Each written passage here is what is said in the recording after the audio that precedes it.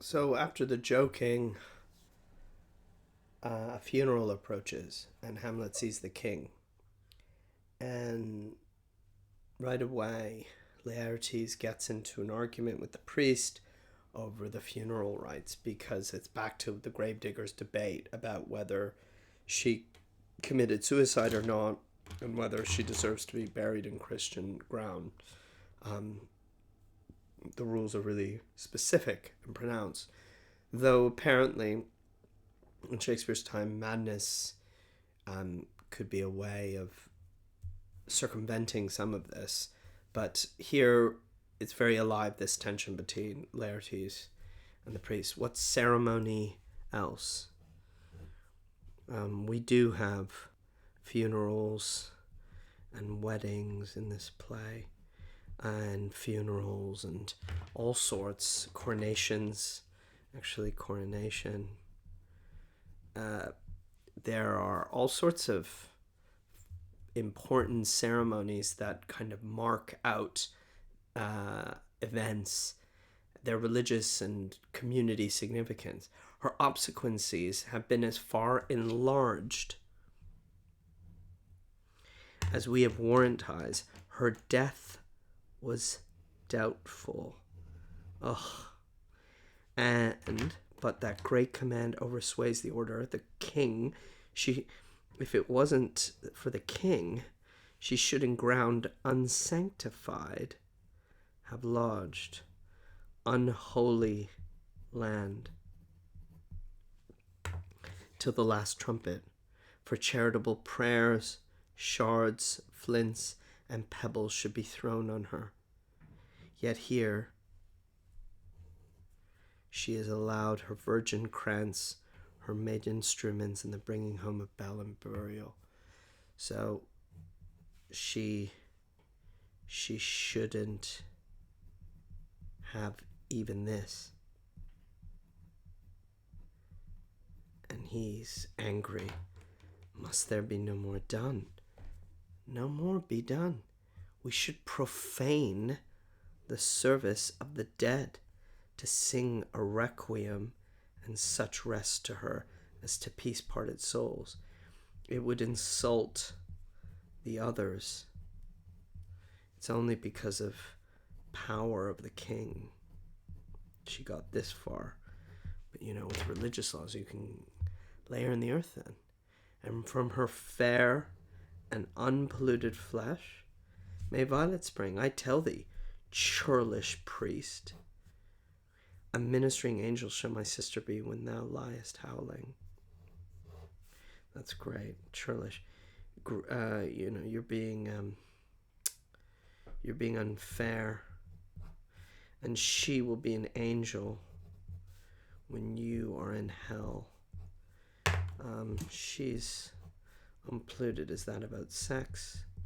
I don't know, but he's angry, and her innocence and her wonder. And we don't know the priest's name. Maybe it's a theatrical or literary joke as well. I don't think so. But this priest is just doing his job, but it doesn't feel right, and it feels very, I think churlish is perhaps the right word. Here we are now.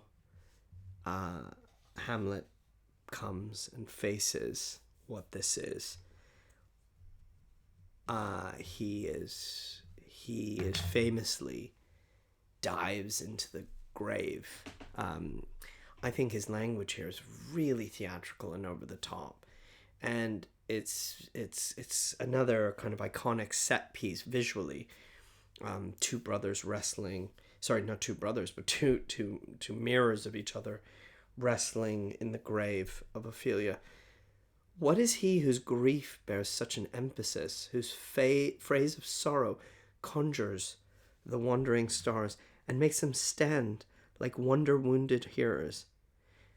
It's me, Hamlet the Dane. He leaps into the grave. I mean, what an image.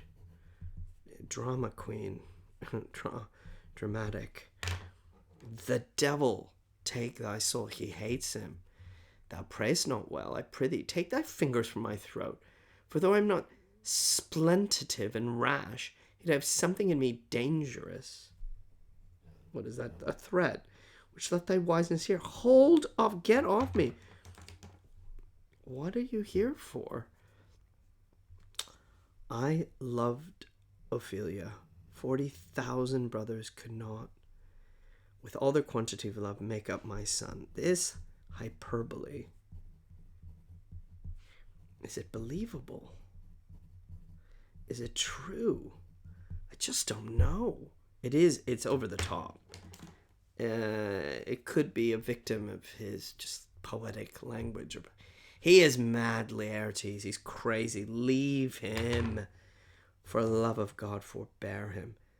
Show me, what will you do? Okay? What are you going to do, Laertes? What are you going to cry? You're going to fight?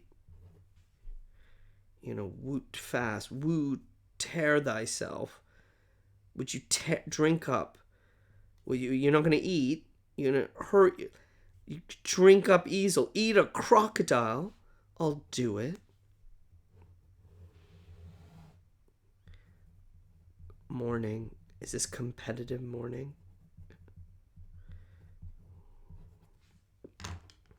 What are you here to do? Whine?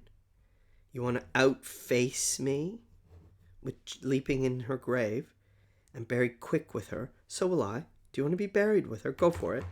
And if thou prate of mountains, let them throw millions of acres on us, till our ground singeing his pate against the burning zone make Ossa like a wart. I think that's a mountain. Nay, a mountain mouth I'll rent, as well as thou.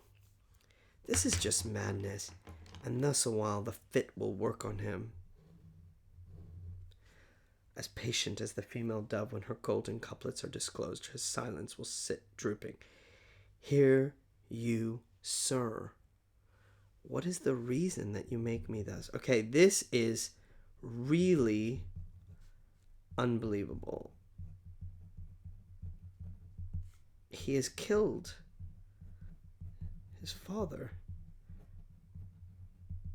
This can't be. He can't be this stupid.